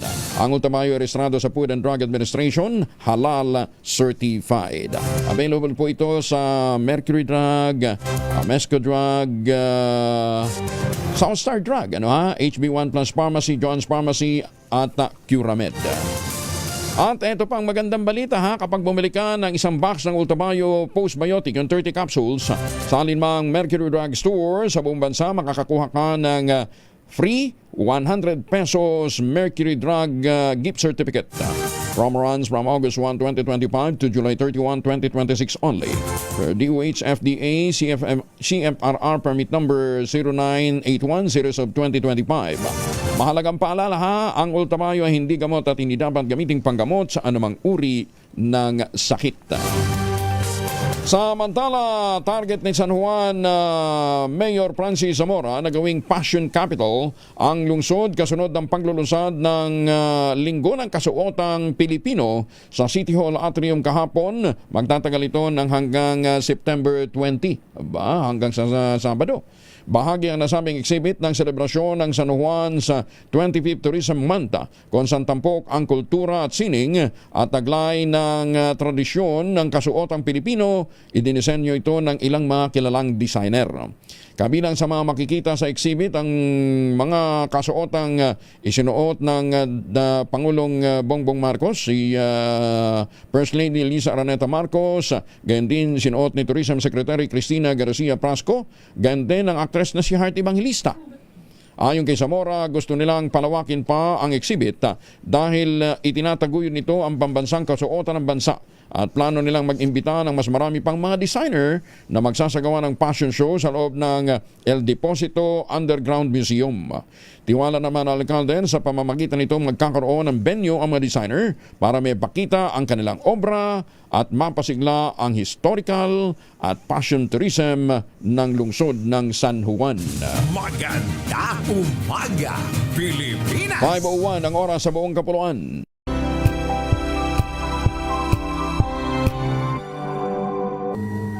Kauna-unahan sa Pilipinas. Manila Broadcasting Company. DZRH, a proud member of MBC Media Group.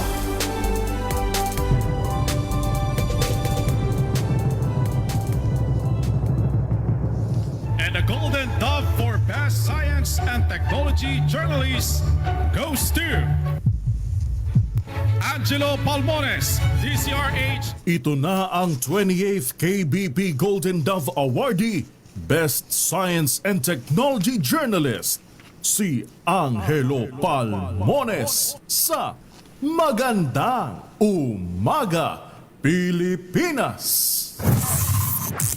DZRH, Magandang Umaga, Pilipinas sa DZRH Radio, DZRH TV at DZRH Online. Kasama si Kuya Angelo Palmones. Magandang Umaga, Pilipinas. Martes tayo ngayon, September 16, 2025. Alamin muna natin mula kay Chanel Dominguez mula sa Pag-asa, magiging lagi ng panahon sa mga susunod na sandali. Ma'am Chanel, good morning.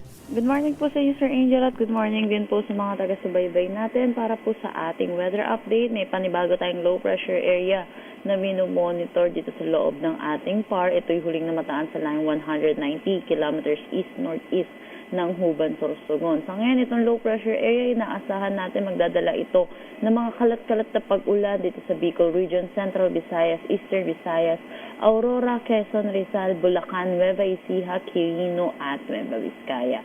Samantala, yung low pressure area naman sa may west po ng ating bansa ay patuloy na rin naman pong palayo ng bansa natin, pero inaasahan natin yung trough or yung extension nito ay magdadala pa rin ng mga kalat-kalat na pag-ulan dito sa Metro Manila, Mimaropa, rest of Central Luzon, rest of Calabarzon at rest of Visayas. Sa ngayon, naasahan din natin yung pag-iral ng easterlies dito sa may northern Luzon, kaya makakaranas din na mataas na tsansa ng mga pag-ulan dito sa nalalabing bahagi ng Cagayan Valley. Mamaya, naasahan din natin magkakaroon tayo ng epekto ng southwest monsoon at ito'y magdadala rin ng mga kalat-kalat na pag-ulan dito sa Buanga Peninsula, northern Mindanao, Barm at Pag-Sargen. Sa nalalabing bahagi naman ng ating bansa, magiging maaliwalas naman ang panahon, pero asahan din natin ang mataas na tsansa ng mga isolated rain showers or mga localized thunderstorm lalo na sa hapon at sa gabi. Ayan po muna latest dito sa Pag-asa Weather Forecasting Center. Chanel Dominguez po, magandang umaga. Chanel, kahapon ang feedback sa amin sa Mindanao, tuloy-tuloy yung ulan. Lalong-lalo na sa may bandang North Cotabato. Oh yes po, dahil po nagkakaroon po din po tayo ng epekto po netong Easterlies po sa ngayon po. And that will last until today. So nakikita po natin dahil ngayon po, inaasahan natin mamaya po magkakaroon din tayo, ngayong araw po magkakaroon din tayo ng epekto ng southwest monsoon, so may posibilidad po magiging maulan pa rin po sa kanila. Tapos may nakikita tayo, may papasok din na cloud cluster o kulay pulang-pula oh. Yes po, ito po patuloy naman po natin ito binabantayan. Oo. Ano yan? LPA na Sa ngayon? ngayon po, cloud cluster pa lang. Cloud cluster pa lang. Siya. Sige. Thank you, Ma'am Chanel. Good morning. Si Chanel Dominguez mula po sa Pag-asa, kaya ready na ho natin ang ating mga emergency kit. Huwag natin kalimutan, lagyan po yan ng mga pangunahing pangangailangan. Samahan ho ninyo ng family alcohol. May dalawang formulation ng family alcohol na pwede nating baunin, gamitin sa tuwi-tuwi na proteksyon ng pamilya laban sa mikrobyo. Yung family 70% isopropyl alcohol, especially prepared for clinics, hospital, pharmacies, laboratories, pero okay na okay din po yan sa mga households. Very effective sa disinfection at sterilization. Ganyan na bagsik ng family, 70% isopropyl alcohol. Maghapon man natin gamitin, no problem. Hindi po manunuyo yung mga kamay dahil meron po yung moisturizer. Yun ang mga mabangong family rubbing compounding proof alcohol. Ayun po yung mabangong isopropyl alcohol na ginagamit po ng mga masahista, mga barbero, mga doktor, mga nurse, mga komadrona for sponge bathing and other cleansing purposes. Family rubbing alcohol parang di sa reachable na sa mahabang panahon, mabibili sa namang butik at convenience stores nationwide. Family rubbing alcohol, hindi lang pampamilya, pang sports pa. Maganda umaga, Pilipinas! PNP sub-contingent mula sa Police Regional Office 12 dineploy na sa Maguindanao del Sur bilang augmentation force para sa nalalapit na first parliamentary election sa BARM. Detalye na balita mula kay Jundi Mukutak, Aris 19. Assalamualaikum, Brother Jun. Alaikum assalam, Kuyang Angel. Dumating na ang contingent ng PNP SAF mula Pro 12 na dineploy sa Buluan, Maguindanao del Sur na tutulong sa Pro-Bar contingent na magpapatupad ng katiwasayan bilang pangunahing paghahanda sa nalalapit ng first parliamentary election ng Bangsamoro government nitong Oktubre 13. Sa panayam ng DZRH kay Pro 12 Assistant Division Chief Operations Division Contingent Commander Police Lieutenant Colonel Lorenzo Elianares, Maguindanao del Sur ang kanilang pangunahing assignment sa panahong ito ng halalan habang may mga augmentation PNP forces naman ang ikakala sa ibang lugar sa BARM na mula sa iba't ibang PNP Regional Headquarters sa bansa. Ang panawagan ni Police Lieutenant Colonel Elianares sa lahat ng botante sa Maguindanao del Sur na huwag matakot lumabas upang bumoto at nariyan ang kanilang presensya upang bantayan at bigyang seguridad ang mga botante sa kanilang karapatang bumoto. Sa pahayag naman ni Police Major Jerk Pusaka Mutalib ng Regional Mobile Force Battalion, may mga prior coordinations na umano sila sa AFP at sa mga LGUs at handang-handa na umano ang PNP sa first parliamentary election ng BARM at tuloy-tuloy na umano ang kanilang kahandaan hanggang sa pagsapit ng barangay election. Matuloy man o hindi, may mga contingency plans na umano ang Pro 12 in partnership and coordination sa Pro-Bar at AFP, ganon din sa mga LGU sa Maguindanao del Sur. In response ng Buluan LGU, hinangaan naman ni na Buluan Mayor Dato Ibrahim Jong Mangudadato at Vice Mayor Kuya King Mangudadato ang maagang pagdating ng Pro 12 PNP SAF contingent sa kanilang bayan upang magpatupad ng random checkpoints, mobile and foot patrols upang masigurong maging mapayapa ang first parliamentary election sa bahaging ito ng Bangsamoro Region. Mula sa Mindanao, RH19, Jun Di Makutak, DZRH, una sa Pilipinas, una sa Pilipino. Hanggang salamat, Jun. Sukran. At muli magandang umaga ho sa mga suki natin dyan sa Zamboanga Peninsula. Kaso laban naman sa dalawang executives ng Camp John Hay Development Corporation, dinismiss ng hukuman sa Baguio City. Detalye na balita mula kay Romy Gonzalez sa RH41. Naimbang dabigat, Romy. Dinismiss ng Branch 5 ng Baguio City Municipal Trial Court ang kriminal na kaso laban kina Camp John Hay Development Corporation Chairman Robert Cebro Peña at Phil Estate Management Incorporated Executive Ramon Jimenez dahil sa kabiguan ng prosecution na mapatunayan ang kanilang pagkakasala. Ang kasong syndicated staff sa ilalim ng Presidential Decree 1689 na naunang naisampa ay ibinaba ng Baguio Prosecutor's Office sa minor offense of other deceits sa ilalim ng Article 318 ng Revised Penal Code. Sinundan ito ng isang resolusyon noong August 22, 2025 na nagsasabi na walang ebidensya ang organisadong panloloko o criminal intent. Sa pagbasa ng kaso noong September 11, 2025, parehong nagpasok sina Cebro Peña at Jimenez ng not guilty plea at sinundan ang ruling ng korte sa pagbasura sa kaso dahil sa kabiguan ng prosecution na patunayan ang kanilang pananagutan. Malugod naman tinanggap ng Cambian Head Development Corporation ang desisyon ng hukuman. Patunay ito na matagal lang pinanindigan ng Cambian Hay Development Corporation na lahat ng kanilang naging transaksyon sa loob ng Cambian Hay ay naayon sa batas, transparent at sinagawa na may malinis na hangarin. Ito si Aris 41 Romy Gonzalez para sa DZRH. Una sa Pilipinas, una sa Pilipino. Maraming salamat, Romy. Justin Aguina. Bagong silang nga nasanggol nawawala sa Lingayen District Hospital. May follow-up report si Freddy Pajardo, RS38. Freddy, good morning. Masantos siya kabasani sa KMI sa ating mga kababayan sa Pangasinan. Freddy. Masantos siya kabusan Kuyang Angel. Pinangunahan ni Pangasinan Provincial Director Colonel Marbil Mercolio ang case conference na sinagawa sa PPO Lingayen hinggil sa nawawalang bata sa OB Department ng Lingayen District Hospital. Kasama sila OIC Chief of Police Lieutenant Colonel John Mark Gonzales at Dr. Tracy Lobitoy, ang Provincial Hospital Management and Service Officer, kaharap ang magulang ng nawawalang bata. Magugunitang nung linggo alas 2 ng hapon habang naghahanda na pag-uwi ang mag-asawang sila Romeo at Rosel Pablo matapos magsilang si Mrs. sa pamamagitan ng cesarean operation sa kanilang 4 na araw na gulang na sanggol na habang nag-aasikaso naman ang babayan sa hospital si Mr. Carpio, isang babae na nakamas ng itim at nakasuot ng green scrub suit ang kumuha sa bata para umano isilalim sa blood test subalit hindi na ito naibalik. Ayon kay Colonel Mercolio, sa ngayon ay may initial lead na sila sa maaaring makatukoy sa suspect pero hindi pa maaari sa publiko para hindi makapekto sa kanilang isinasagawang investigasyon. Para sa Action Radio Pangasinan, ito si Freddy Pajardo, RS38 Taguulat para sa DZRH, una sa Pilipinas, una sa Pilipinas. Maraming salamat, Freddy. Maganda umaga, Pilipinas! 5:11 ang oras sa buong kapuluan. Malaking bahagi ng 2026 budget ng Department of Agriculture ay nakatuon sa produksyon ng mga produktong pang-agrikultura. Itong tugon ni Agriculture Secretary Francisco Chulorol Jr. nang tanungin ni Bulacan 6th District Representative Ador Pleito kung paano tutugunan ng ahensya mga isyu sa sektor ng agrikultura sa ilalim ng 2026 budget. Ayon kay Chulorol, isang seryosong problema sa farming ang peste. Kaya't malaki rin ang alokasyon ng ahensya para sa pest at disease management. Ibinida ng kalihim na nasa 3.3 billion pesos ang panukalang pondo ng DA para sa research and development, mas mataas na 2.9 billion na ibinigay noong nakarang taon.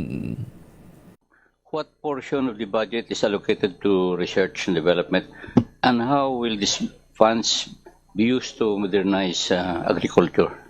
Thank you, Mr. Chair.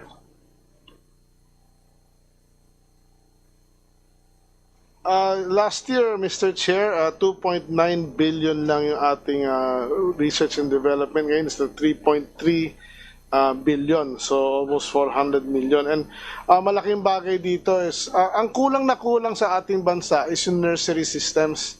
No, we are importing about, oh my God, ang laki. Ang laki ng ini-import natin na seeds, no, by the private sector, which we can actually produce on our own. And if we produce local seeds for all, no, from ube to leafy vegetables and fruit trees and all of that, bawing-bawi, mas mura. Kaya itong research na to is more for the planting materials and pests and diseases. Pinulong naman ni House Speaker Martin Romualdez sa mga chairperson ng ilang komite ng Kamara upang talakayin ang manoy mga anomalya sa flood control project ng gobyerno at paalalahanan sa tungkulin ng Kamara. Sa inilabas na pahayag ng Office of the Speaker, kabilang sa mga ipinaalala ni Romualdez ang patuloy na investigasyon laban sa katulian upang lumabas ang katotohanan kasabay ng paggawa ng mga batas at mga programang direktang makatutulong sa taong bayan. Partikular na rito ang libreng amurang pagkain, trabaho na may sapat na sweldo, libreng ospital at gamot, ganti ng edukasyon para sa lahat at seguridad sa komunidad. Sinabi pa ng House Speaker, bawat araw na ginugugol sa politika ay araw na nawawala sa paglilingkod, kaya dapat na magtrabaho para sa bayan ang Kongreso.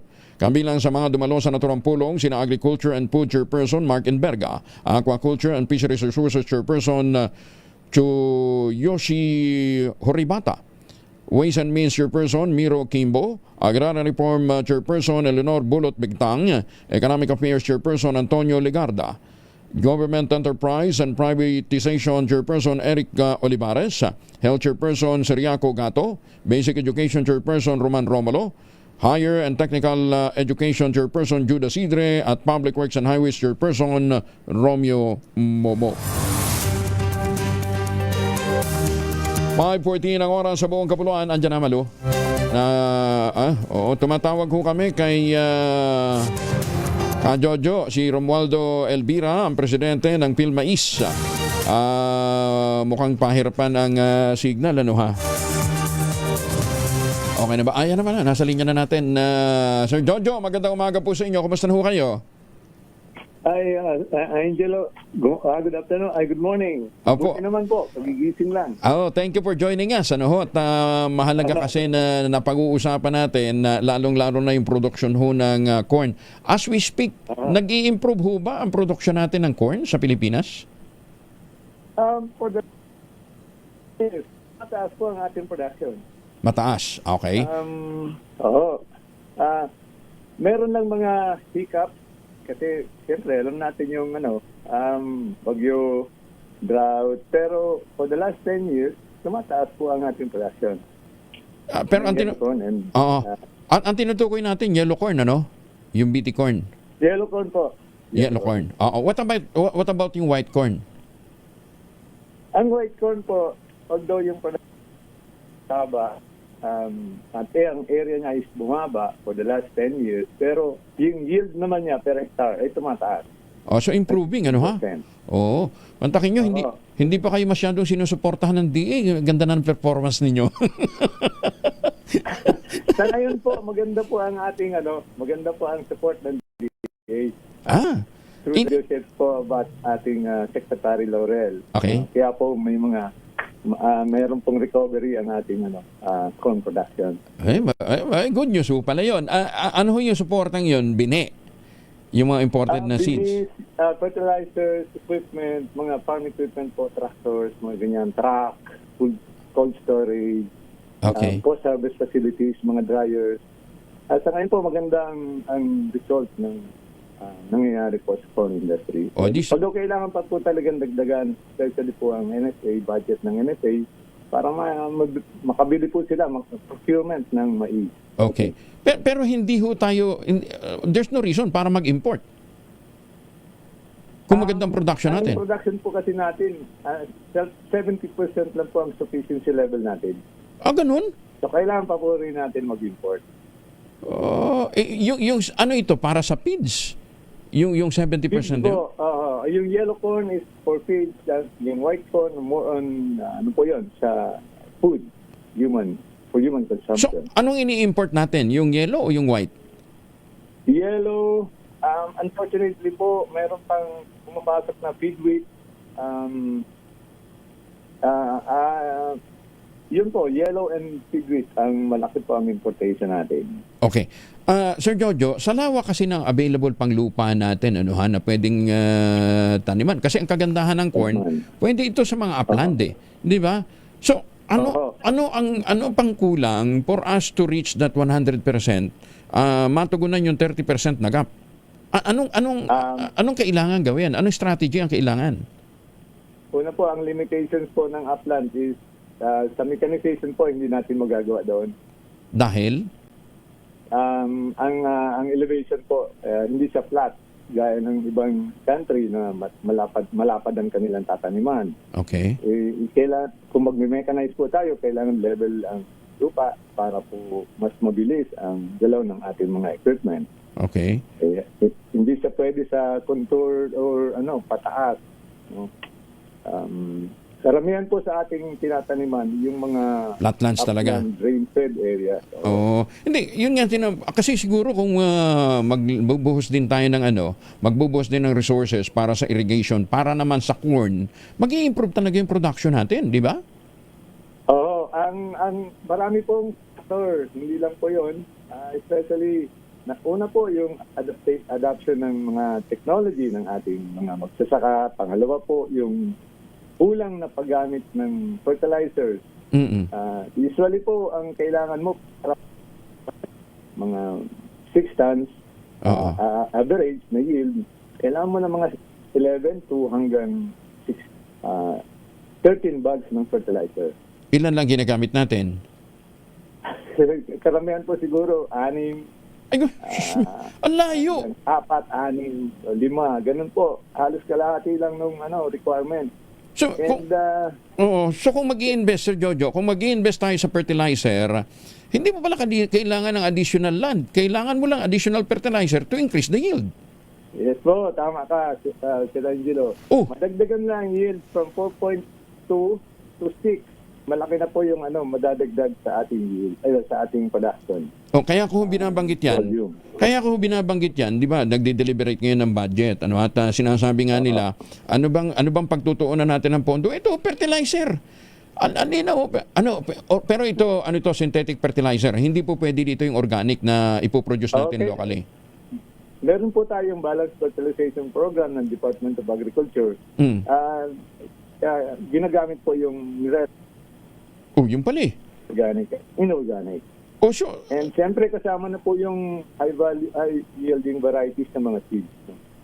Pero yung high yielding variety na ginagamit natin, imported yon. O meron na rin tayong local production? Dito na po yan pinoproduce sa Pilipinas. Yan po ng ating mga varieties na ginagamit ngayon. Especially po yung mga genetically modified or na seeds, dito na po yung tinatanim nila sa Pilipinas. Hindi na tayo nag-i-import, ha? Ilang percent? Na po, kasi, Ilang percent ng GM corn ang hindi na natin ini-import noon sa seeds? Wala po akong exact na figure may bibigay sa iyo ngayon. Pero dumadami. Pero marami na. Dito na po sila nagtatanim ngayon sa Pilipinas. Yun naman pala, adapted na sa atin. Ilang percent ba ng ng mga nagtatanim ng mais ang gumagamit ng GM? Yung mga karamihan po sa ating mga successful na nagtatanim ng mais, siguro sa 600,000 na adapter, siguro po mga kalahating milyon na ganun karami na ang gumagamit. Kaya hectares. Sir Jojo, kaya ko lang ito na itanong. We talk about food security, tapos tuloy-tuloy importation natin ng pala o ng bigas, samantalang kung turuan natin ang ating mga kababayan na baguhin yung mindset. Matagal ko na para akong sirang plaka ang sinasabi dito. Kasi sa Visayas at Mindanao, talaga naman kumakain ng corn dun eh. Ang sarap ng corn eh. Di ba? Mas mababa ang panganib. Pwede mag-trigger ng diabetes, Kaya nga sabi natin, ang corn ay ligog busog, matagal kang gutumin. Di ba? So ang dami hong health benefits sa pagkain ng corn. Pwede na rin magkaroon ng Pwede na rin magkaroon ng mix ng rice and corn. So meron po tayong rice corn blend na Yes. Ang problema, supply. Wala daw pong supply. May supply. Okay. Kailangan lang po natin siguro iayos yung supply ng corn grapes para makarating sa Metro Manila. And pangalawa po, yung ating mga kababayan, kailangan siguro subukan yung pagkain ng rice corn blend. Yung rice corn 30-70 blend po na 30% corn grapes, na white corn grapes, and 70% rice. Okay. Malaking bagay na po yun para mabawasan po yung consumption ng bigas. Sir Jojo, hindi ba pinapamura natin pilit ang bigas, di ba? Pero hindi ko narinig na nasa kadiwa ang mix na ang blend ng rice corn. Sana di ba? May na po sa amin, may advice na po sa amin na pag-aralan ng gusto yung rice corn blend kung paano po i-market ngayon. Nasa pipeline. And through the Department of Agriculture, siguro po magagawa natin yan soon. So, inaaral pala. Maglagas po tayo ng rice corn blend. Inaaral pa rin, Sir Jojo. Ano ba naman yan? Diba? Ang tagal kasi hindi nag-pick up yung ating noon eh. Hindi nag-pick up yung ating ginawa noon na programa. Siguro by this time po. kasi supported naman po Secretary Laurel. Opo. Oo. Siguro Sir Jojo, we really need to link up once in a while, ano ha? Kasi nga, di ba, kung pinag-uusapan natin food security, eto ho, yung mix ho ng rice and corn is that just changing the mindset. Kasi akala nung iba, pagka kumain ka ng corn na purita kurason ka, hindi ho totoo yun. Di ba? Maraming health benefits. Marami na pong pag-aaral tungkol dyan. So yan, hello. And subok na talaga na healthy ang rice corn blend. Okay. And we need lang po ang tulong nyo, especially po ang media, na para maiparating po sa ating mga kababayan health benefits ng pagkain. Diabetes yung pinag-uusapan natin. Alam ho ba ninyo na ang yellow corn is very rich in vitamin A? So yung vitamin A deficiency that will address yung pagkabansot, panlalabo ng mga mata. Pwedeng i-address po ng yellow corn. Bakit ba ayaw ho natin kainin yung BT corn? Di ba? Dagdag na tubig lang yan pagka niluluto natin. Di ba? Marami na po din pag-aaral tungkol dyan, and walang masamang epekto sa tao yung pag-consume ng yellow corn. Yun nga eh. So siguro Sir Jojo, upuan nga natin na minsan at let's come up with a campaign para ma-educate yung ating mga kababayan. Kasi pinag-uusapan natin food security, pinag-uusapan natin health, pero hindi natin pinactor in. Ngayon palang pinag-aaralan kung paano pa idadalhin sa kadiwa yung rice corn blend. Matagal na ito dapat eh. Di ba? Ay, susme. Siguro po sa pagtutulungan ninyo, kasama po kayo, this time, baka po magawa na natin na mapaabot sa lahat yung health benefits ng pagkain ng rice corn blend. Okay. Pagka blend mo ba? Sir Jojo, pagka blend natin ang rice at saka corn, magkano lalabas ang presyo per kilo? Sa latest po namin na computation, kasi 50% yung 70% yung rice, tapos 30% yung corn, parang mga 30, more or less po mga 30 pesos. 30? Malapit na. Malapit na sa 20. Mas mura pa rin kaysa sa 35, sa 38. Di ba? Pero Kuya Angelo, kung ikaw mismo ang magpuproduce ng rice and corn at ikaw magpa-process, it could be lowered. Okay, tamo. Anyway. Sir Jojo, para sa bayan, di ba? Total, pinag-uusapan, food security, health, di ba? Paigtingin ho siguro natin yung advocacy campaign to educate the public, ha? Asahan ho namin na makipag-ugnayan ho kami sa inyo, ha? From time to time. Kapartner niyo po kami dyan sa ganyang adikain. Opo. Sige. Salamat, Sir Jojo. Thank you for joining us, ha? Okay, thank you po. Magandang umaga. Si Adriel Dave Alvarez naman, ito po isang farmer, bahagi po ito ng Global Farmer Network Philippines, Philippine Biotech Farmers Network. Sir AD, magandang umaga. Good morning, Sir Angelo. Ay, listeners ninyo. Pasensya ka na't binulabog ka namin ng napakaaga, ha? So, gaano karami ang farmers natin ngayon na nagtatanim ho ng BT corn? We counted by the number of hectares Okay. More than 1 million hectares na yata yung yung ating basta kalahati ng corn planters natin sa buong Pilipinas ay gumagamit na ng advanced technology ng BT corn. Okay. Sir AD, kayo ho isang magsasaka. Ano ang diferensya nung hindi ba kayo gumagamit ng BT corn, siguro mga 10 years ago, and today?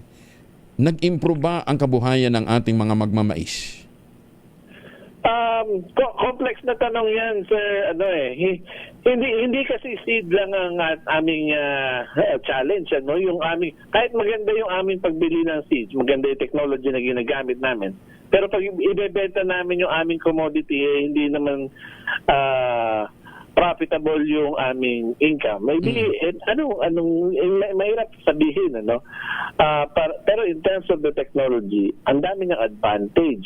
Kasi pabaliktaran sa sinasabi ng mga kaibigan natin na gagamit pa kami ng additional expense. Actually, nababawasan yung expense namin dun sa protection, sa mga pesticide, tsaka pagtama pa yung aming agronomy, yung ginagamit naming nutrients, na ma-maximize namin yung hybrid na kasama ng technology na meron yung BT corn. So, hindi nag-improve ang kabuhayan ng iba, not because hindi nag-i-improve yung production, kundi hindi nag-i-improve ang market. Yun yung problema. Ganun yung agriculture kasi minsan yung pagkakaintindi ng ating mga kabayan ay napaka oversimplification na nagbago lang yung seeds mag-improve ng lahat. Complex po yung agriculture, yung modern agriculture. Ay, nako. Oo. Yun nga, kanina kausap natin si Jojo. Siguro pagtulungan ho natin, lalong-lalo na yung pag-increase ho ng consumption ng blend ng rice and corn. But more importantly, sabi ko nga, yung pagkain natin ng BT corn. Diba? Unang-una, sasabihin nun ninyo baka maka-apekto sa tao. Kinakain nyo rin naman yung hayop na kumain ng BT corn. Diba? Yun ang isang nakakalungkot na pinapakalat pa rin ng mga ibang tao na yun yung nakakasama. Over 50 years na yan or over 30 years na yan na napatunayan. Kasi ito yung isang maling approach sa science.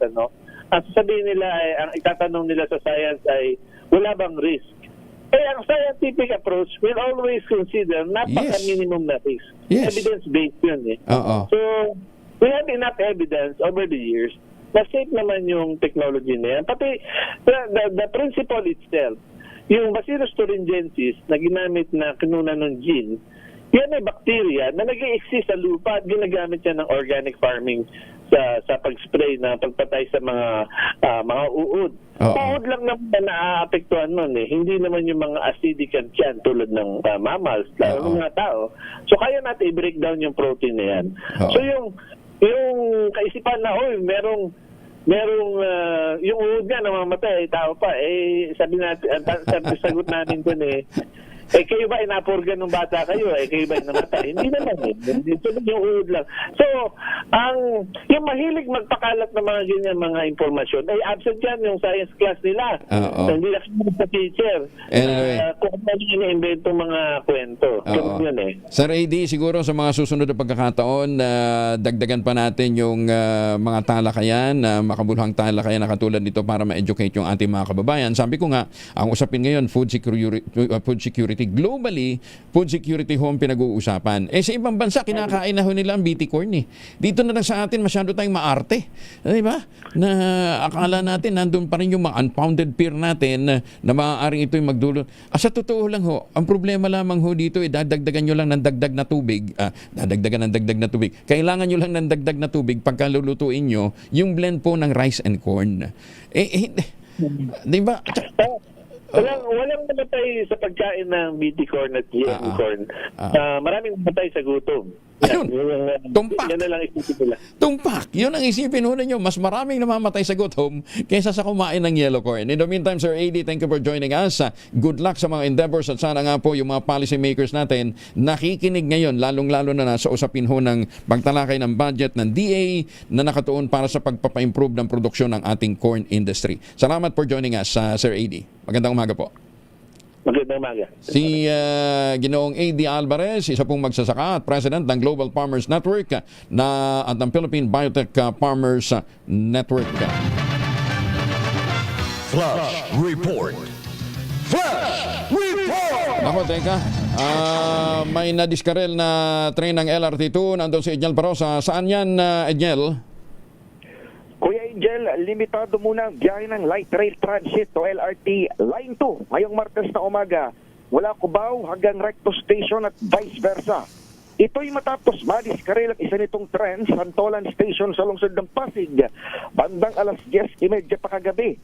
Sa mga kuwang ibinahagi ni LRT Authority o LRTA Administrator Attorney Hernando Cabrera, makikitang tuklap ang bahagi ng harapang uso ng tren nalaman pa sa dinadaanan nitong riles.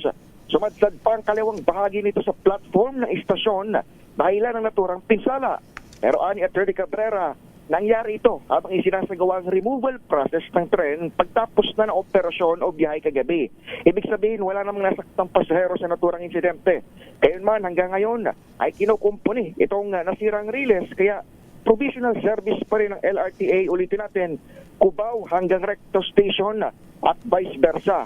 Kaugnay niyan ay itinag-utos na ni Transportation Acting Secretary Giovanni Lopez ang magbigay o pagpapatupad ng libreng sakay sa LRT Line 2. Maratili na lamang, Kuya Angel, na nakasubaybay ang ating mga kababayan na rin mga commuter doon sa mga anunsyo ng LRT dahil mula doon sa Antipolo Station, Marikina Pasig Station, Santolan Station at Anona Station ay wala kayong masasakyang tren. Gayunman, at tabayaran niyo ho yung mga libreng sakay ng LRT sapagkat ang biyahe lamang ng LRT trains, Cubao hanggang Recto Station at vice versa.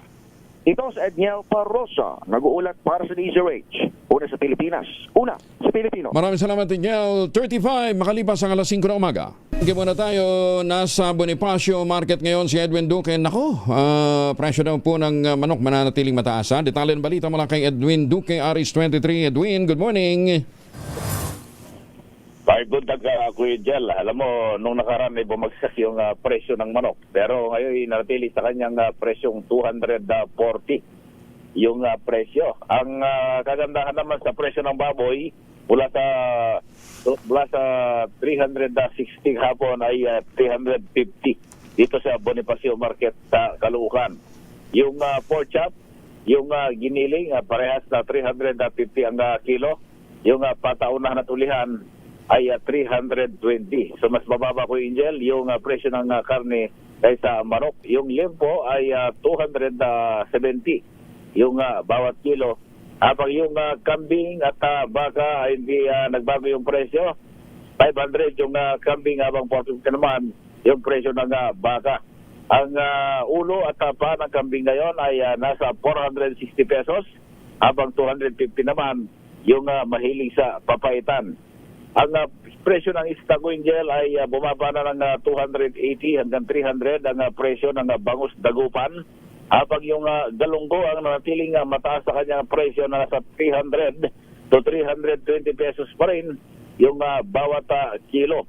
Yung yellowfin ay bumaba ng 200 mula sa dating 240. Sa presyo naman ng gulay ay wala namang pagtaas maliban sa kalabasa na bumaba ng 40 ng nakaraan. Ayun ay umakyat uli ng 60 bawat kilo ng kalabasa. Ang siling labuyo naman ay mula bumaba ito ng 500. Abay tumasuli ngayon ng 600 pesos yung bawat kilo, habang 300 naman yung siling panigang at 280 yung siling makopa. Walang paggalaw sa ibang presyo ng gulay. Habang yung bigas, bili ka ng mula 35, susundan ng 42 at 44, may 40 pesos pero bihira. At ang kasunod doon ay 60 yung red rice, at pinakamataas ay 70 hanggang 80 yung dinurado. Kung presyo ng malagkit naman, ay merong 80 yung medyo alanganing pagkaputi, at yung magandang klase ng malagkit ay 100 pesos bawat kilo. So yan, Kuya Jel, ating price monitoring report mula pa rin dito sa Bonifacio Market, dito pa rin sa Caloocan. Aris 1 to 3, Edwin Duque, nagulat sa DZRH, una sa Pilipinas, una sa Pilipino. Maganda umaga, Pilipinas! Maraming salamat, Edwin. Alam ba ninyo, isa ho sa pangunahing importer ng isda, ano ha? Alam ba ninyo kung sino may pinakamalaking importation na nakakuha ng permit para mag-import ho ng galunggong papasok ho ng Pilipinas, ha? Ang pamilya ng isa ho sa pinakamalaking fishport operator dyan po sa Nabotas, Malabon. Pamilya po ni Congressman Toby Chanco. Ay, gusto kong binuhay talaga to. Si Congressman Toby Chanco po ay miyembro ng Aquaculture Committee at na Vice Chairperson ng Appropriation Committee for Agriculture. Kaya naman pala doon siya nakatutok, ano ha? Sana ho, Huwag ito magamit for any conflict of interest, ano ha? Dahil ang nilalabanan natin, pagdagsaho ng sangkaterbang imported, di ba? Sana masilip din ho ito, ano ha? At saka siguro dapat for delikadesa, alam niyo yun, ang linya ng inyong negosyo, huwag kayong humawak ng komite na magkakaroon ho ng malinaw na conflict of interest. Magandang umaga, Pilipinas! Oras mo na sa buong kapuluan, 43 na makalipas ang alas 5 ng umaga. Bagong impormasyon kasama si Kuya Angelo Palmones. Magandang umaga, Pilipinas! 48 na makalipas ang alas 5 ng umaga ay sa mga seafarers natin. Yung mga naglalayag dyan sa iba't ibang panig ho ng mundo. Kumusta na ho kayo, ha? Lalo na sa mga suki natin na nandyan po sa Middle East, good morning. Sa mga suki natin sa Australia, sa New Zealand, good morning. Baka pabalikan ng Pilipinas. Again, wag na hong magpasalubong na imported na tsokolate. Meron po tayong tangerine chocolate. Yan po ay locally produced ng ating pong mga kababayan yan po sa lalawigan ng Quezon. Sa tulong po ni Dr. Helen Tan, yung pong mga planting material ng kakao galing Davao, hinakot po yan para maitanim sa ilalim po ng manyugan. Kaya ngayon nagpo-produce na ho sila ng dekalidad na kakao beans pinaprocess para maging tangerine chocolate.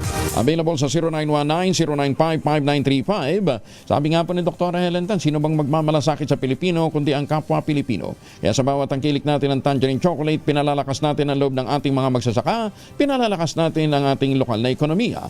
Tangerine chocolate 100% gawang lokal, but taste and looks global dahil tinulungan po ito ng DOST at ng Department of Trade and Industry. Tangerine chocolate 100% gawang atin, sana'y ating ipagmalaki at tangkilikin. Yan po ang pakiusap ni Dr. Helen Tan sa mga kababayan nating pabalik ng Pilipinas at magpapasalubong ng tsokolate. Magandang umaga, Pilipinas! Department of Health, walang otoridad na hindi isama ang traffic violator sa zero balance billing ayon sa isang commuters group. Detalye ng balita mula kay Giselle Ricaport, RH15. Giselle, good morning.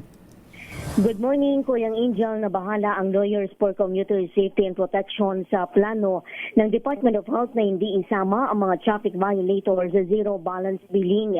Ayon kay LCSP founder Attorney Ariel Inton, bagamat nilinaw ng DOH na hindi ipagkakait ang agarang serbisyong medikal, may mabigat pa ring legal at praktikal na depektibo ang proposal. Nananawagan ng grupo sa DOH at sa PhilHealth na agad bawiin o muling pag-aralan at baguhin ang plano dahil wala umano silang otoridad na tukuyin kung lumabag ang motorista sa traffic laws. Idiniin ni Atty. Inton na alinsunod sa konstitusyon, ang bawat tao itinuturing na inosente hanggat hindi napatutunayan nag-aasala at tanging ang mga korte o kwalipikadong quasi-judicial body lamang ang may kapangyarihang magpasya sa ganitong usapin. Punto pa ng LCSP founder, isang paglabag sa due process at sa prinsipyo ng separation of powers ang plano na labas na sa jurisdiksyon ng kagawaran at maaari pa niya magdulot ng malubhang pasaning pinansyal sa mga mahihirap nating kababayan. Kung layunin niya ng DOH na isulong ang kaligtasan sa kalsada, mas epektibo at makatarungan ang public education campaign, distribusyon ng mga helmet at seatbelt at pagbibigay ng insentibo sa mga sumusunod sa batas. Ito si Giselle Ricaport para sa DZRH, una sa Pilipinas, una sa Pilipino. Maraming salamat, Giselle. Magandang umaga, Pilipinas! 9 na minuto na lamang bago mag-6 ng umaga. Mahiwagang tunog! Habang kayo nagsashower gamit ang Shield Bath Soap, ito muna ang ating mahiwagang tunog. Nagkakahalaga ngayon ng 20,000 pesos. Yun ako magbibigay ng dagdag na clue kasi nahulaan na eh. Alam na yung item number 1, item number 2. Alam na yung prinsipyo ng P6. Hindi lang sila nagtagpo. Magkakaiba ho yung sumasagot. Ano ha? Anyway, mag-meet up kayo. Ang inyong pong masagot ipapadala po ninyo sa 0919-282-6485. Sundin ang tamang format po ng pagte-text sa empty space name / other / contact number / at ang inyong sagot. Isang beses lamang po maaaring mag-text sa ating text line gamit ang inyong mobile number. Sa mga sasagot online, kinakailangan meron po kayong sharer badge. Ayan ha. So ulitin ho natin, 20,000 pesos po ang naghihintay na premyo sa ating mahiwagang tunog. Magandang umaga kay Colonel Sam Sagon ha. Kala ko sa Mindanao siya nagtatanim ng kawayan eh. Colonel Sam, good morning at maraming salamat sa pag-embrace sa advokasya na ating pinapanawagang magtanim ng kawayan para sa kinabukasan at kabuhayan. Magandang umaga din kay Dr. Jessica D ng Ideal Vision.